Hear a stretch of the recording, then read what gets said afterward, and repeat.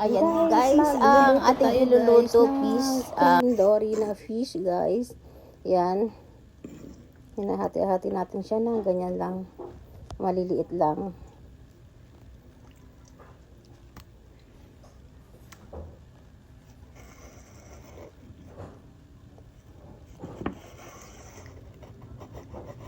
Yan, hatiin natin yan sa gitna para mas marami siyang mahati guys.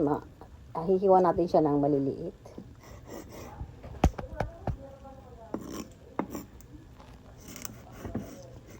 Yan, depende na sa inyo guys kung paano kayo mag hati-hati, kung malalaki or malilit. Nasa inyo na po yan guys. Ayan, tapos pagkatapos natin siyang hati-hatiin guys, lagyan natin siya ng pampalasa, magic syrup, tsaka durog na paminta guys, konting asin. Tapos mayroon tayong nilagay na itlog guys, tapos halo-haluin natin. Yan, malinis ang ating kami dyan guys. Tapos natin, lagyan tayo ng harina guys. Ayan, yung harina guys, lagyan nyo na din siya ng pampalasa para may lasa yung harinang ihahalo natin dun sa may fish. Ayan, ikukot natin sa fish.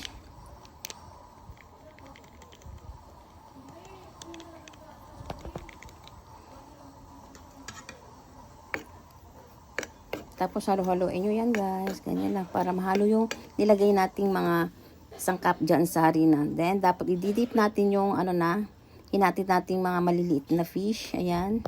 Yung cream dory na isda. Ayan siya guys. Coat natin siya ng isa-isa.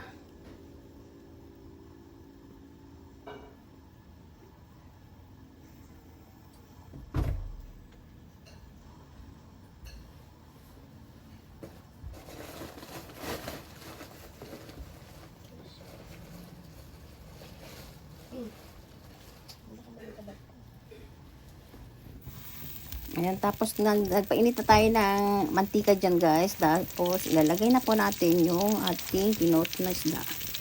Ayan. Nasa low heat lang po ang ating dyan guys, apoy, para hindi siya biglang masusunog.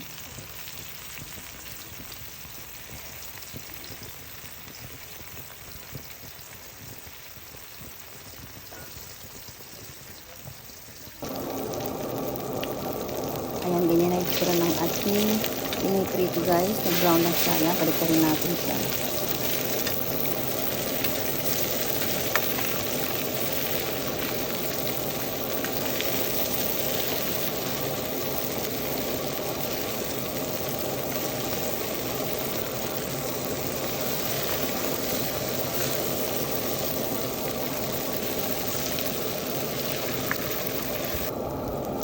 Ayan, nag-brown na lahat yan guys. Okay na yan. Hanguin na natin isa-isa.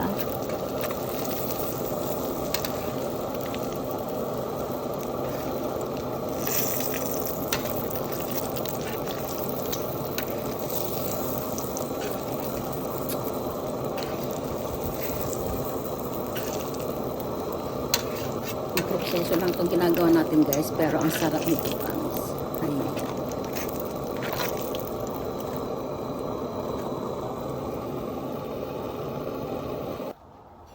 Tapos yan ang ating ilalagay guys, red bell pepper, tsaka yung carrots, bawang sibuyas guys. Ganyan yung paghati natin sa bawang guys.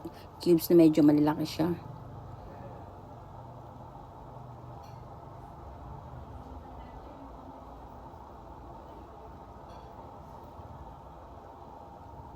Tapos yan yung pinirito nating cream dory na isda guys. Ayan.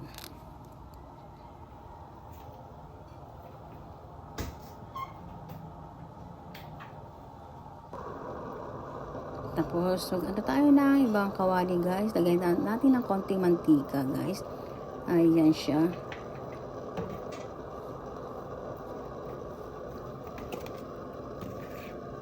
Tapos, pag mainit na po yung mantika guys, ayan, maglalagay tayo ng yan guys, butter.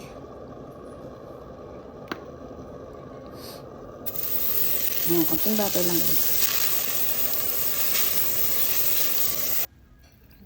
Ibisa na po natin yung bawang sa sibuyas. Sabay na natin yan guys.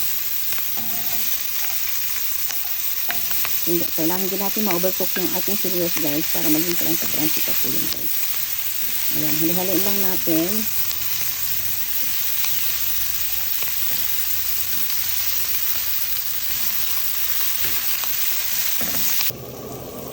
Pag okay na yan guys, isunod naman natin yung bell pepper at saka yung carrots guys. Ayan yung carrots natin dyan, nilagyan natin ng arte-arte in this time.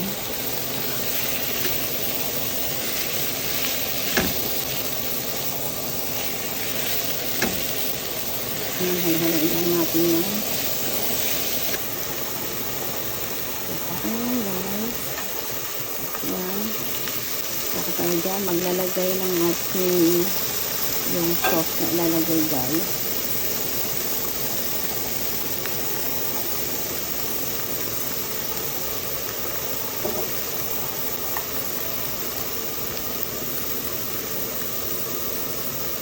Ayan, lagay muna tayo ng asin.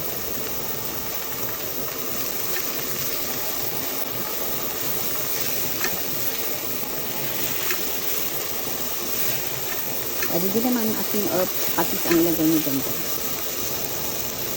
Hindi yan magre-return. Tapos maglalagay tayo ng sweet chili sauce. Ayan.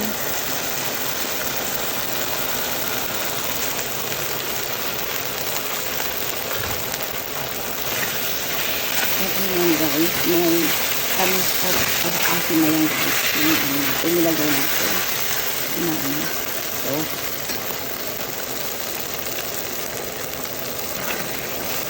konting tubig na para magiging ng konti yung ating carrots.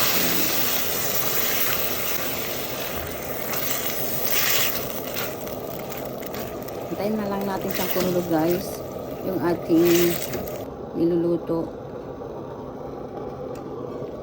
Ayan guys, akan na yan. Ayan.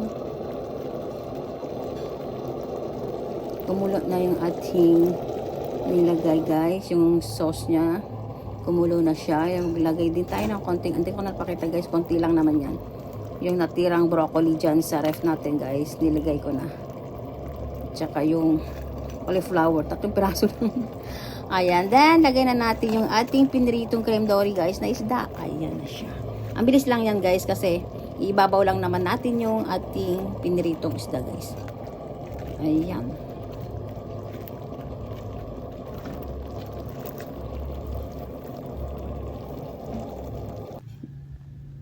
Ayan na guys, okay na yan ng ating niluto. Ayan ang ating nilutong cream dory guys.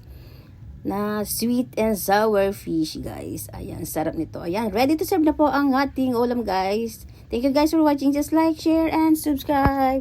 Lani Oloya. Bye!